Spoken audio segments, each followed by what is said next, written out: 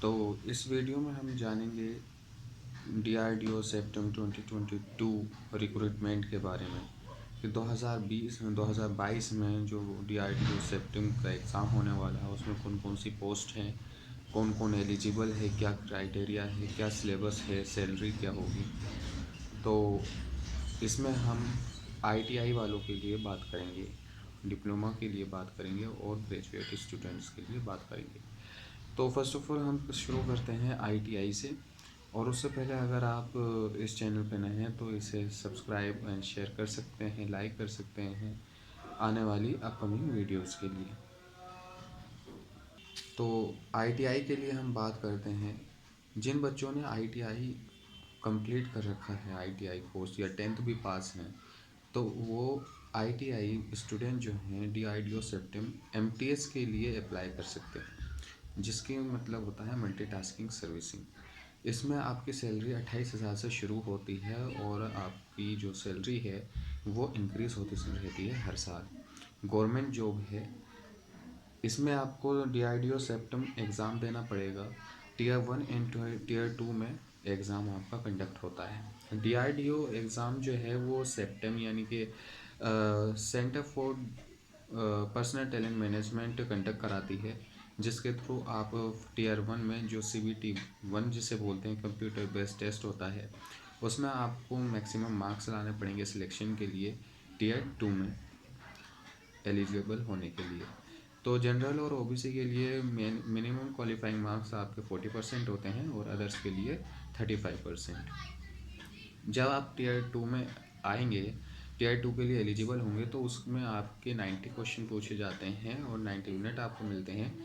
तो उसमें भी सेम टीयर 1 के जैसे जनरल एंड ओबीसी के लिए 40% मिनिमम क्वालिफाइंग मार्क्स होते हैं और अदर्स के लिए 35% मार्क्स होते हैं। तो एक बेहतरीन जॉब है आपके लिए, तो आप अप्लाई कर सकते हैं। अब बात आती है डिप्लोमा होल्डर्स की। डिप्लोमा होल्डर्स जो होते हैं उन्होंने मैकेनिकल स्ट्रीम या ऑटोमोबाइल मतलब किसी भी स्ट्रीम से आपने डिप्लोमा क्लियर कर रखा हो, 3 साल का डिप्लोमा होना चाहिए। मैकेनिकल में, कंप्यूटर में या सिविल में, कोई सी भी ब्रांचेस में, ऑटोमोबाइल या फिर प्रोडक्शन, सिविल, 3 साल का डिप्लोमा होता है। तो आपको 3 साल के डिप्लोमा के बाद आप डीआरडीओ सेप्टम एग्ज़ाम के लिए एलिजिबल होते हैं। इसमें आपकी जो पोस्ट होती है वो STAB means senior technical assistant B की पोस्ट पर आप की जॉब होती है। तो इसमें भी सेम टीयर 1 और टीयर 2 एग्ज़ाम आपको देने पड़ते हैं। टीयर 1 में 150 क्वेश्चंस होते हैं 150 मार्क्स के लिए। इसमें आपको 120 मिनट्स मिलेंगे।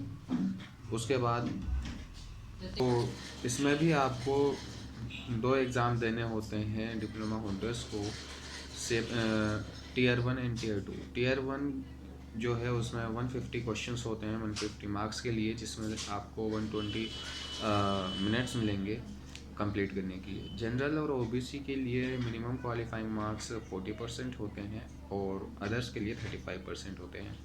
तो कोशिश करना कि ज़्यादा से ज़्यादा आप मार्क्स गेन कर सकें, क्योंकि इसमें जो कंपटीशन है बहुत हाई होता है।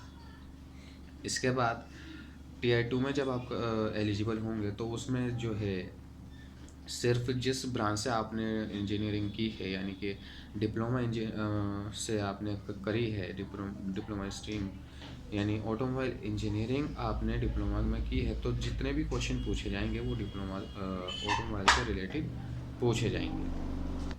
टीयर 2 में आपके 150 या 100 क्वेश्चन होते हैं, 100 क्वेश्चन होते हैं टीयर 2 में, CBT 2 में, जिसमें से मिनिमम क्वालिफाइंग मार्क्स से जनरल ओबीसी के लिए 40% एंड अदर्स के लिए 35% होते हैं। ये आपका सिलेक्शन प्रोसेस होता है। आपका जो सिलेक्शन होगा वो टीयर 2 के बेसिस पर होगा, क्योंकि टीयर 1 जो होता है वो सिर्फ बच्चों को छांटने के लिए एग्ज़ाम लिया जाता है कि कितने बच्चे सीरियस हैं और कितने बच्चे सीरियस नहीं हैं।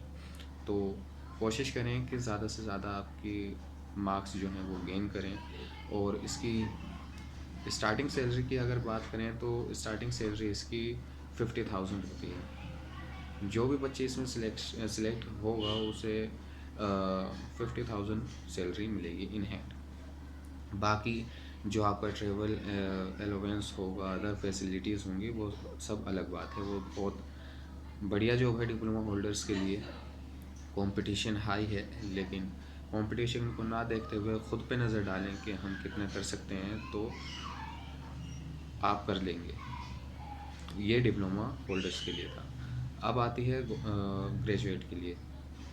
तो ग्रेजुएट स्टूडेंट जो होते हैं उन्हें गेट के थ्रू यहाँ आना पड़ता है। उन्हें कोई सी भी, यानी कि टेक्निकल फील्ड से आपने बीटेक की है तो आपको गेट एग्ज़ाम देना पड़ेगा, जिससे आप डीआरडीओ या फिर इसरो में सिलेक्ट हो सकते हैं। इसमें आपकी जो पोस्ट होती है वो साइंटिस्ट बी की होती है, और इसमें सैलरी आपको 83 मिलती है।